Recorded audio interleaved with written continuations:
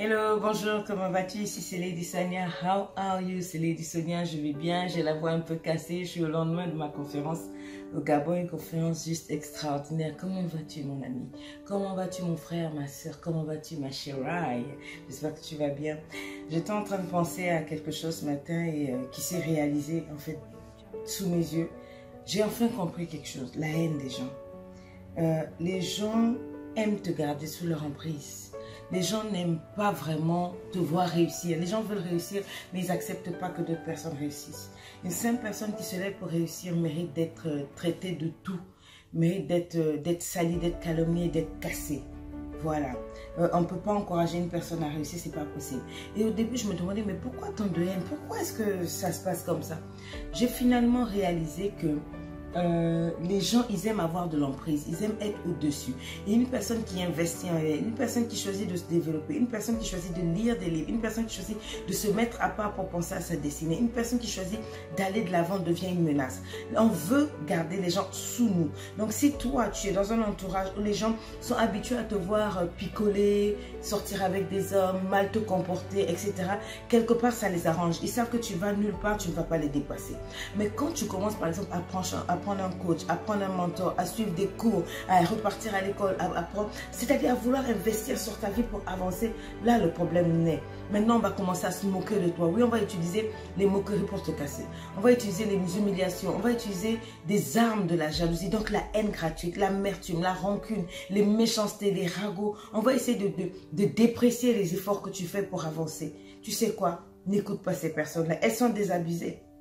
Simplement parce qu'elles n'ont pas réussi, elles estiment que toi, tu ne devrais pas réussir. Mais elles ne peuvent pas te le dire. Donc, il faut faire quoi? Ah oui, maintenant, tu suis les coachs. Ah oui, mais c'est quoi ça? Tout simplement parce que l'ignorance est un péché. Parce qu'ils ne savent pas que même quand tu prends un livre à l'école pour lire, même quand tu prends toute information que tu prends dans le but de t'améliorer, que ça soit à l'école, que ça soit dans la vie générale, tu es en train de faire du développement personnel, tu es en train de te développer toi-même. Mais dès lors que tu vas commencer à écouter des orateurs, des conférences, des gens qui secouent ta pensée, qui secouent ton cerveau, qui te propulsent, qui te boostent, là on commence à se moquer de toi. Oui, qu'est-ce que tu veux montrer? Parce que les gens sont habitués à rester dans leur zone de confort. Ils préfèrent être confortablement installés dans leur inconfort et ils ne supportent pas que toi, tu choisisses de t'en sortir. Donc il faut qu'on te casse, il faut qu'on te décourage. Tu as des amis qui vont dire, mais non, mais regarde, dans notre famille, nous les filles, on ne se marie pas, on sort seulement avec les hommes. Qu'est-ce que tu veux chercher dans le mariage? Pourquoi toi on va t'épouser seulement? Sors seulement avec les hommes, sois une cheese, hein? Tu fais des enfants, tu pompes leurs sous et puis voilà, et puis voilà.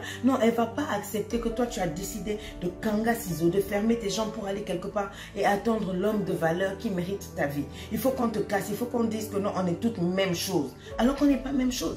Chacun dans son couloir, chacun dans sa destinée. Donc ne te laisse pas emporter par tout vent de doctrine. Si les gens se moquent de toi, se moquent des efforts que tu es en train de faire parce que tu vas à l'école le matin et le soir tu fais un petit travail de service et les gens disent non, tu n'arriveras à rien. Ils se trompent, tu arriveras à quelque chose parce que c'est tous les jours, un peu, quand tu es diligente, tu finiras par monter. Dieu regarde les efforts. Ce sont les fourmis, regarde comment la fourmi travaille. Petit à petit, elle carry sa charge. Elle soulève des choses sur sa tête petit à petit. Et après, elle va les déposer. Elle finit par construire. Sois discipliné dans ta vie. Si tu t'arrêtes chaque fois pour écouter les moqueurs, pour écouter les gens qui te découragent, tu n'iras nulle part. Je les appelle dans la Bible les Sambala et les Tobija. Les gens qui ne passent leur vie qu'à se moquer. Ils utilisent l'arme de la moquerie, l'arme de l'humiliation, l'arme du mépris, l'arme vraiment tu vois, de la déstabilisation pour t'emmener à te décourager et à décrocher de ta vie, pour t'emmener à décrocher des études, pour t'emmener à décrocher de tes bonnes résolutions, de tes bonnes aspirations. Ne décroche pas.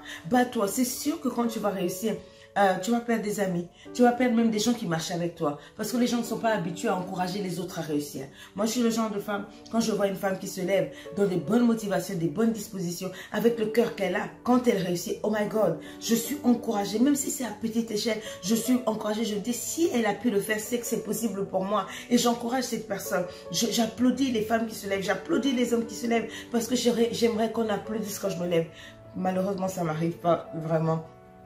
Quand j'ose, quand les gens voient des images de Coach Sonia qui fait des conférences, qui réunit du monde, presque du jamais vu en Afrique, un temps de monde et tout, qui écrit des livres, qui voyage dans le monde entier, qui est reçu dans des hautes sphères, etc.